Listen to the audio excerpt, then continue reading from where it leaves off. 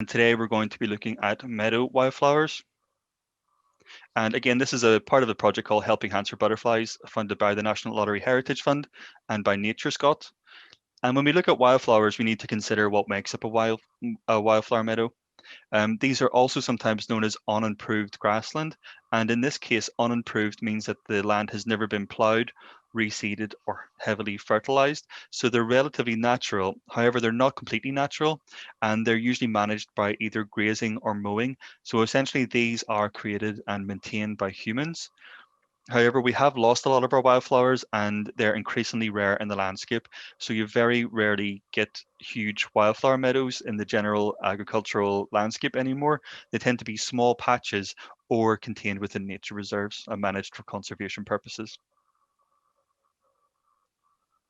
And they have really diverse plant communities, and these can then in turn support really diverse communities of animals. That starts with the insects and then works its way up into higher animals like birds and mammals and amphibians. So by starting at the very diverse plant community, you also then get a really diverse community of animals as well. But in the UK, we have lost 97% of our lowland flower-rich meadows since the 1940s.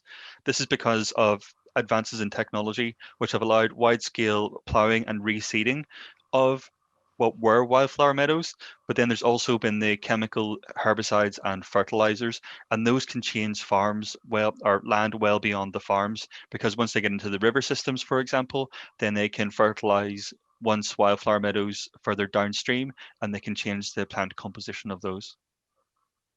So what remains is often protected in nature reserves and in smaller patches around the countryside.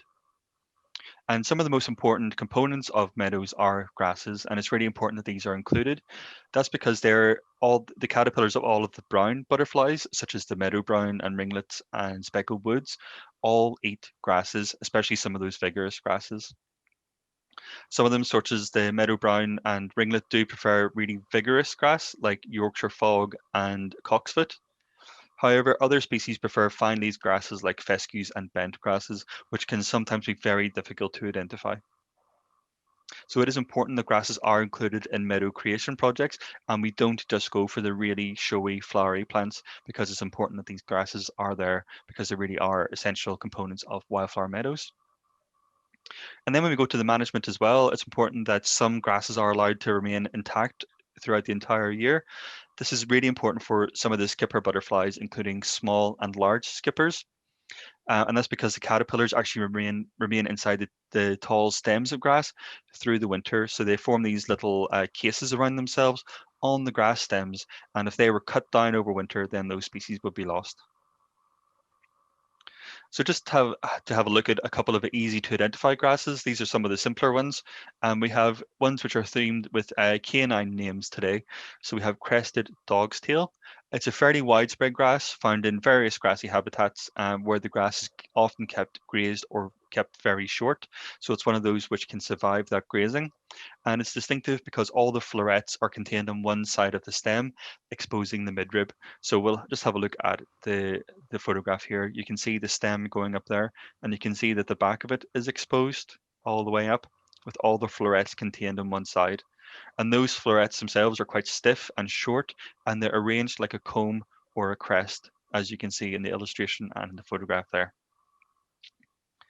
Then another one with another canine name is meadow foxtail. Again, it's a widespread grass, but tends to be found in more damp and fertile soil. So again, it's one which is likely to be found in the general agricultural landscape. It can grow to over 1 meter tall, and you have these flower spikes, which can be really quite long as well, up to 13 centimeters. They're completely round the whole way around them, so it's very unlike the crested dog's tail, where it was exposed at one side. In this one, the very small florets are actually arranged the whole way around the stem. And they're quite soft as well. So if you were to touch them, you would see that actually they're quite soft. Then whenever the rest of the flowering parts emerge, you can see it takes on this very messy appearance. So you can see the different kind of reproductive parts of the flowers hanging out here, and some of them look brown orange, and some of them look purple in appearance. So those are two of the easier grasses to identify as well, and we've already covered cocksfoot and Yorkshire fog in previous presentations. But now to some of the other wildflowers, and we'll look at sorrels. Now we've had a look at wood sorrel before, but these sorrels are not related to wood sorrel at all. We'll start with common sorrel. And so it's found in grassy, sunny places, usually in verges, riverbanks, and other habitats where it can get a lot of sunlight. The leaves are fairly large, up to 4 to 7 centimeters long, with lobes pointing backwards. And it's really hard to see in the photograph here because this is such a low growing plant with all of the leaves coming out in quite a messy fashion here.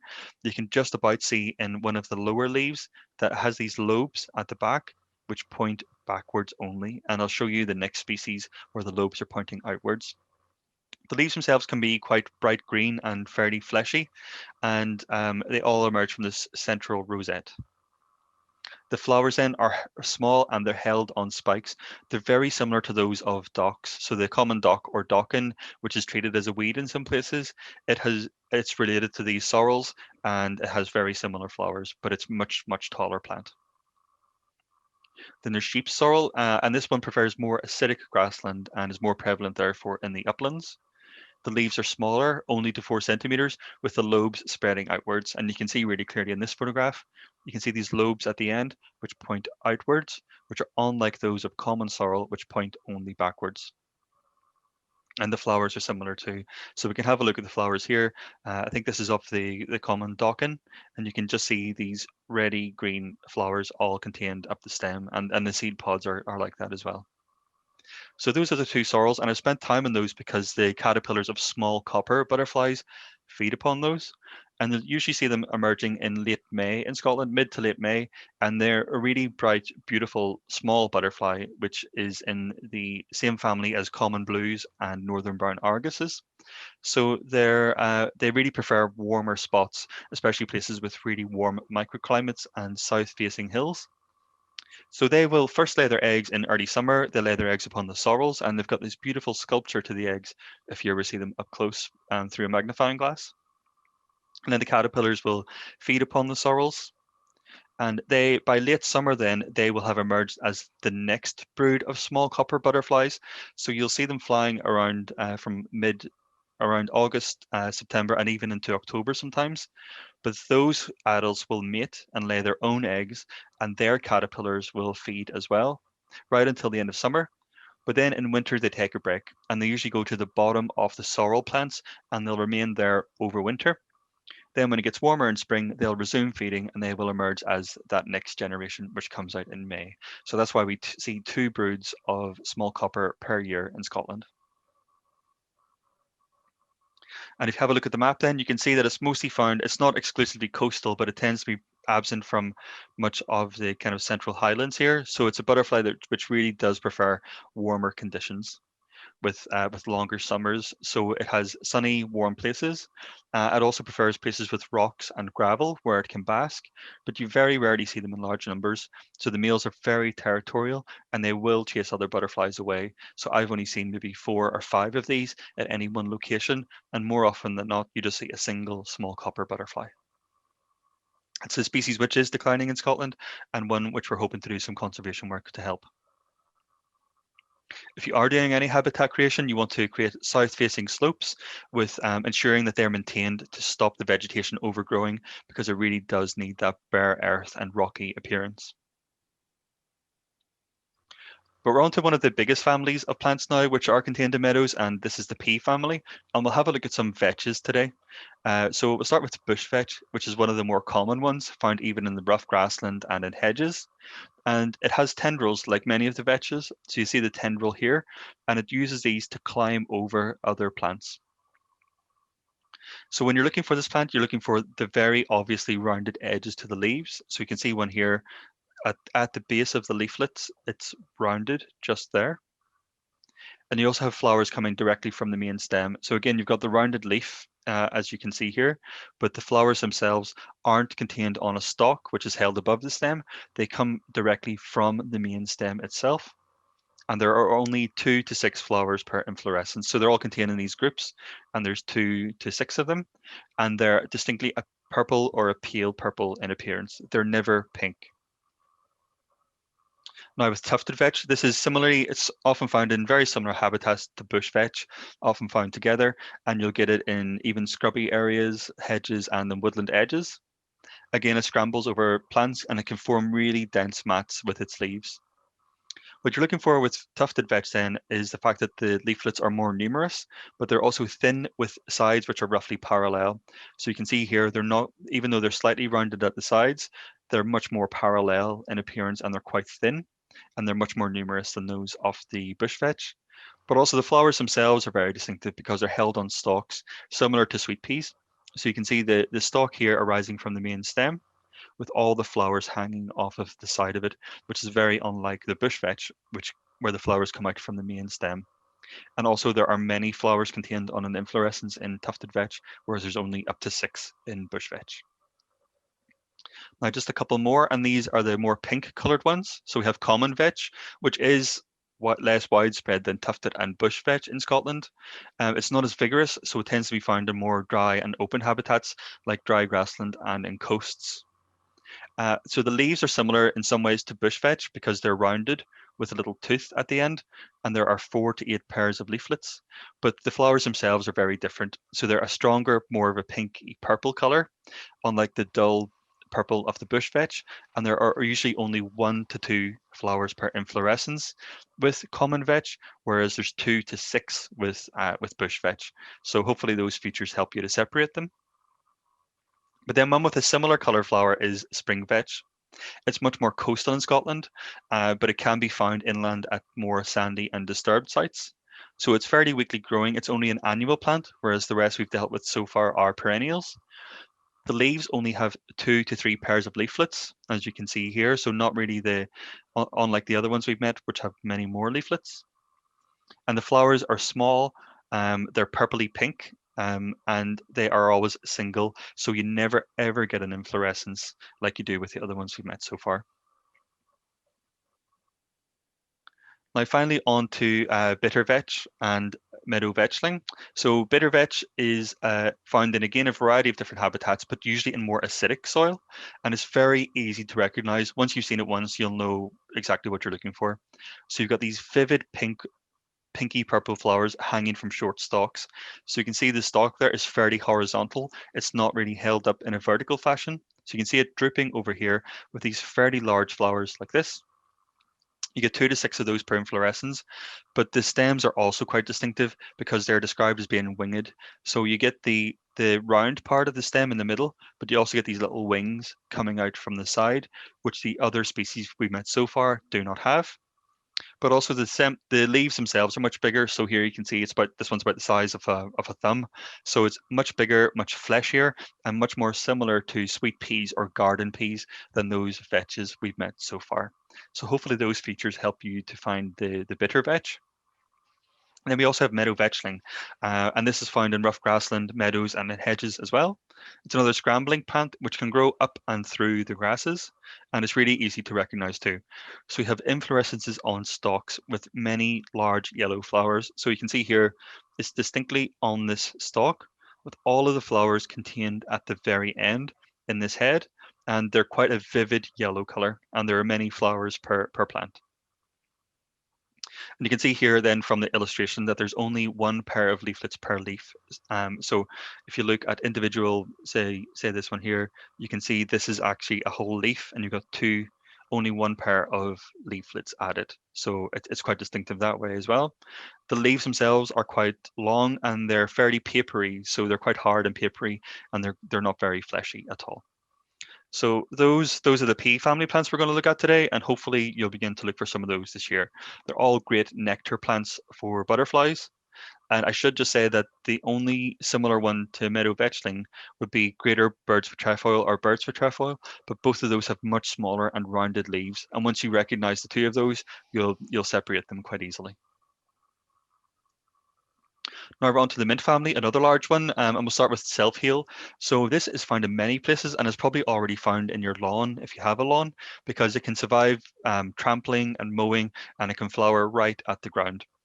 But if you're looking at pristine flowers where they haven't been trampled, you can see that it flowers, has these flowers which appear on all sides of the flower stem. So it's not only contained on one side.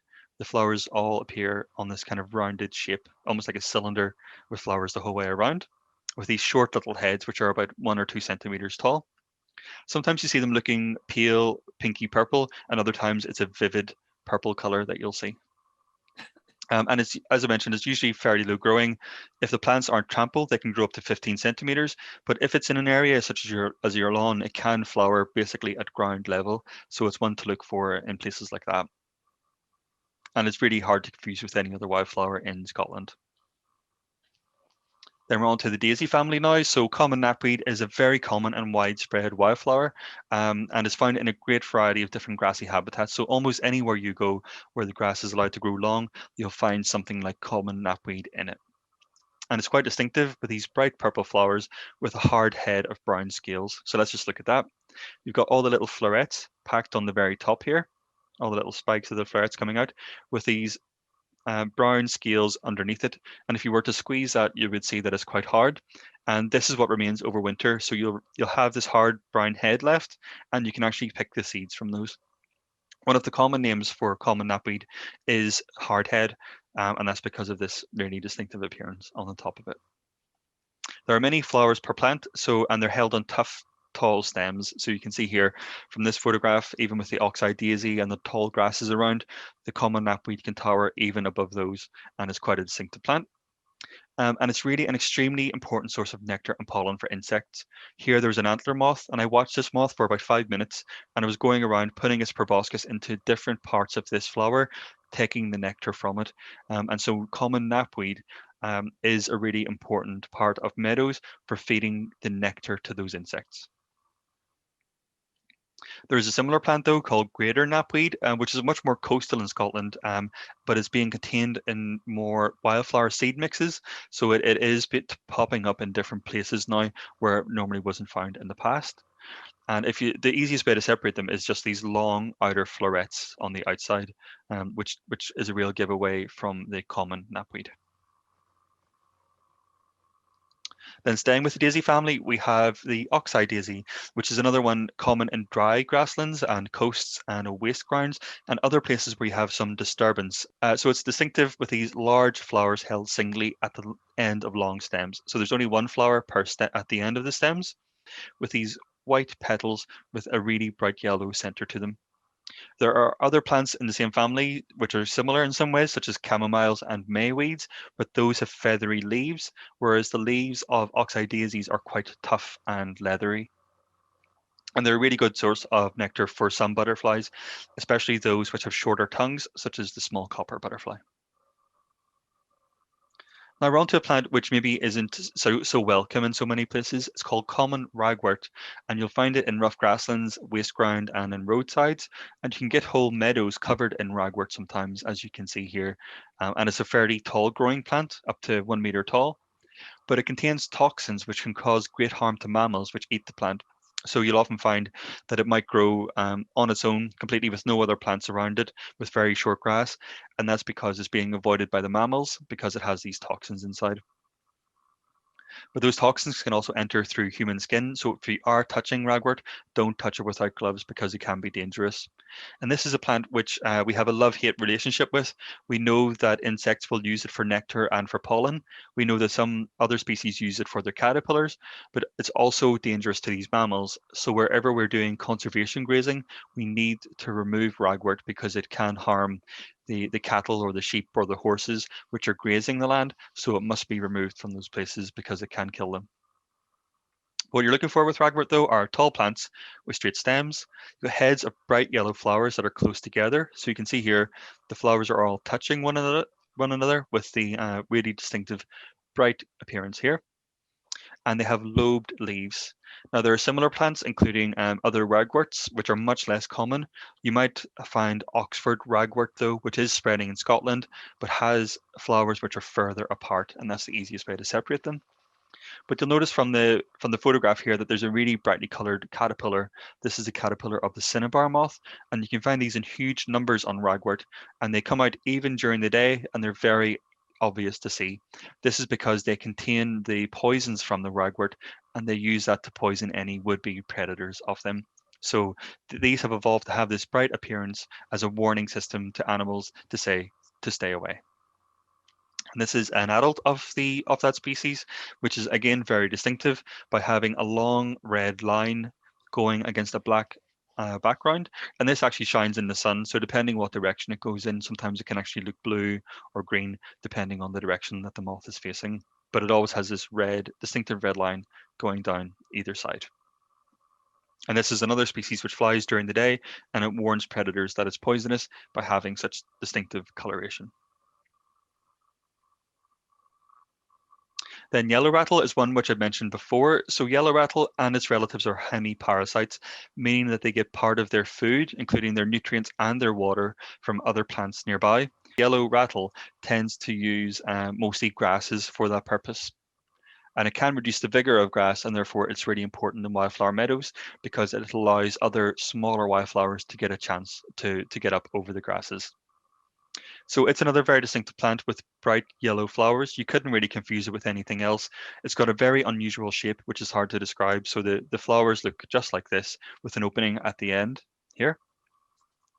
The leaves has serrated edges. So here's the leaf, and it's almost just like a steak knife with these serrated edges to the leaves. And they don't grow very tall, so only to about 50 centimeters. But in my experience, they're much shorter than that. If you look for the seeds then, they form these papery seed pods behind the flowers. So you can see here, the pods go the whole way down the stems, and they're really papery and they make a lot of noise, which is how it gets its name, yellow rattle. So it's an annual plant. So if you are growing it, it requires disturbed soil. So it's really good if you're managing a meadow for it to be cut back every year, for the seeds to fall in, and for them to be given good contact with bare soil, because it requires that. It can't really form a very deep root system, unlike some of the perennial plants can. The only similar plant is called greater yellow rattle, which is only known from a few sites in Scotland. So if you see something looking like this, it's almost certainly going to be yellow rattle. Now we're on to the carrot family now, and we'll start with a plant called pignut. So this is one of the smallest plants in the carrot family group, only growing to about 50 centimeters tall, usually much less though, and has very fine leaves. So many of the other plants in the family have much thicker leaves, whereas in pignut they only ever grow very fine, just like this. It's quite a weak plant overall, so it's not nearly as vigorous as the other plants in the carrot family.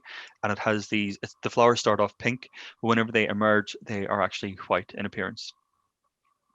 It's mostly absent from sandy soils, but you get it in other grassy habitats. And it does make a small underground edible tuber, which is how it gets its name. And it's the caterpillar food plant of the chimney sweeper moth. This is a day flying moth, which can often be found flying in very large numbers, and is completely distinctive. Nothing else looks like it because it has this sooty grey appearance, which gives it its name. And they will usually fly in early summer, so definitely one to keep an eye on this year. Now we're on to the only cranes we'll be looking at today. So this is related to this is in the geranium family of plants. It's relatively scarce in the wild in Scotland. However, you can find it in good quality wildflower meadows and verges, especially those which have never been worked upon or seeded or fertilized. It's a very distinctive plant by having these really large, pale, bluey purple flowers, as you can see here. So they're really bright blue and very distinctive, and they have these 5 petals, which are distinctive of that family as well. It's a tall plant growing up to 80 centimeters in height with seed pods which are long and thin. So you can see the seed pods here. So they'll be on the plant when it's still in flower. You can see the seed pods are long and thin and very hard, just like this, which is how the plant gets its name of crane's bill, because it looks like the bill of a crane. And whenever they open, they actually explode and they can catapult the seeds great distances. And if you look at the leaves, then they're deeply divided. So you can see here, the leaves are made into these quite thin leaflets. So they're very divided the whole way to the center of the leaves, which helps you to separate it from similar plants such as wood cranesbill, where the leaves are not nearly as divided, so they're not nearly as ragged as this one is. Just to be aware though, there are many other plants in the cranesbill and storksbill families, and so there are many other plants, but I would say that this is one of the most distinctive ones in that family. And now just a note on cornflower and other cornfield annuals. So cornflower is the bright blue one here, but you also have corn marigold, which is the yellow one, and corn poppy in the back. So you'll notice that all of those have corn in the name. So they were previously associated with agriculture. So they require basically a lot of soil disturbance. It requires the turning of the soil in spring, as we would have had in traditional cornfields. Now, before World War II, it would have been really common to see cornfields full of these flowers, but modern agriculture now uses so many herbicides and pesticides, and there are fewer margins that these plants are really quite rare in the wild now. But they're really easy to grow, so you'll get them as part of wildflower seed mixes because they come up in the first year with a really bright show of flowers, and they're great to look at, but they're also really easy to grow in the garden as well. All they require is a bit of sun, some bare soil. You can throw them down and you can get those flowering within a few months. So they're a really nice bright addition to the garden. Now let's have a look at our threats to the meadows then. So almost all of our wildflower meadows have disappeared, and it's really difficult to get them back once they've disappeared because those are communities of plants which have developed over hundreds of years. And once we add things like fertilizer or pesticide, it's really difficult to get those back. So what's left is often protected, but some are still lost to development occasionally and to changes in farming. But other threats come from abandonment. So if there's a lack of grazing or mowing, they can easily become overgrown because these habitats require a lack of trees and shrubs. So you can see here from this hillside, it's covered in cowslips, really beautiful yellow flowers. But if that was left for a couple of years without any grazing or mowing, it would soon look like this, with scrub like blackthorn or willows coming in. And then over time, you might end up with a hillside completely covered in gorse and other scrub and shrub, and you would lose the wildflower meadow. So, whenever we're doing conservation grazing, we have certain grazing regimes which we know will work really well for butterflies and moths, and we can employ cattle or many other grazing animals depending upon the situation to help with that. But we also then work with farmers and other landowners, so we'll give them advice on what they can do to help, but we can also help them to access funding, which enables them to protect and to restore these wildflower meadows. But what we should be seeing so far are the fact that wildflower meadows are kind of a human creation. So they're here because of agriculture, which humans have been doing for centuries. And so traditional meadows are created by humans. So why can we not create them in new types of other spaces? Because it's up to us to be able to do that. So the urban and garden meadows, they might not be considered pristine by ecologists, but they're really valuable and very valid in their own ways. So here's one that we have been working on in Edinburgh. So this is at Silverknowes, and you can see the flats and the homes behind. And this is an urban meadow. It might not be one which was traditionally found in the wild, but again, it's providing a great service to the insects which are in this place. So, you know, don't consider that you have to be in the wildest countryside. You could be making meadows in urban spaces or even in your gardens. So I'd like to focus now on a few things that we can do at the end of this course, looking ahead to how we can help butterflies and get involved in conservation work. So you could be starting off by recording wildlife. And one of the things we recommend is a website called iRecord. There is a free app to use iRecord. Our one is called iRecord Butterflies, but you can also get them for things like ladybirds, grasshoppers, dragonflies, and other types of insects. So once you're registered for iRecord, you can submit records either through the website or through the apps.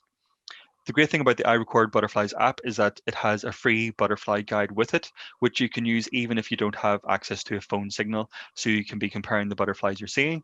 And when you submit a record, that then goes to our national, our database, and it gets included in the maps of butterflies. So that's a really handy way and an easy way for you to start getting involved. Or you can get more involved in that and undertake weekly surveys of butterflies through transects, or the garden butterfly survey, which is done every month. So those are some ways you can get involved in recording wildlife. But also it's really important that we make space for insects in your area. That could be in your own garden or community grow spaces or in workplaces. And it could be as simple as getting some seeding plants for the butterflies at the end of the year, or you could be making meadows in your local area. Now, this is a meadow which was created by a group called On the Verge in Stirling, which creates lots of wildflower meadows in road verges. This is a really large meadow, though, just near Stirling Bridge. you can see this is one of the busiest roads in town, and you can see the traffic going by there, traffic lights with the bridge and the Wallace Monument in the back. But you've got this beautiful wildflower meadow in the midst of it all, and it's a perennial meadow, so it comes back year after year and only needs cut once per year. And it's a great resource for dozens of different insect species within the city. But then this is another site we were working with, and we just give them plants of bird's foot trefoil. And this was like a kind of a roof terrace. And you can see here, this is where they were putting out their bins. But there's bird's foot trefoil growing just happily among the garden plants there, and that will be feeding the insects which come to it. Or you can go really fancy. So this is just, we have Kelton Hill at the back here. And this is another garden where they wanted some really fancy planters with wildflowers in them. So we had common rock rose, we had common sorrel, and we had birds with trefoil with some grasses in the back there, trying to see whether we could tempt some butterflies to come to these locations. And again, this is also in Edinburgh. This is the City of Edinburgh Council. They have a meadow in their garden there for workers. So again, it shows that you can use wildflowers in many different situations. It doesn't have to be a pristine meadow anymore, but it can have all of the elements of them in one place to try to help the insects there. Then you can also volunteer for us or for anybody else. Now, I'd love if you could volunteer with some of my work parties or with some of my colleagues, but I know that we are a fairly small charity in Scotland and we can't be everywhere at once. Sometimes we go out cutting back gorse and broom to help some of the species, such as grayling butterflies, which will usually bask on the rocks up here. But you can also access other volunteering opportunities, and there's a website called Volunteer Scotland, which features opportunities from many other different organisations, all needing volunteers. And you could be doing your bit to help butterflies, but working with another organisation, and we'd love it if you were able to do that. Then it's also really important that you spread the word as well. And it's really important that you use whatever influence you have in the spheres that you have influence. This could be speaking to your neighbors. So if your neighbor's going around with a herbicide, trying to kill off all of the dandelions in spring, if you show them that the butterflies and bees are using this as one of the most important resources of food for starving queen bees and for butterflies, which have survived the winter and have no energy left, then doing things like that can hopefully inspire some change in other people. And you can do it through social media or by speaking to people face to face. So definitely, I'd love it if you could use some of these resources to spread the word among the people who you know. And then if you're not a member of Butterfly Conservation already, we'd love it if you could join us. So we are a membership organization and memberships really help us to keep going and support our core work. So you can join at this website here, butterflyconservation.org/join.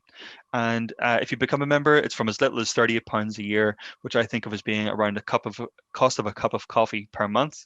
So if you can afford to give that, and I know not everybody can, but if you can become a member, it would be great.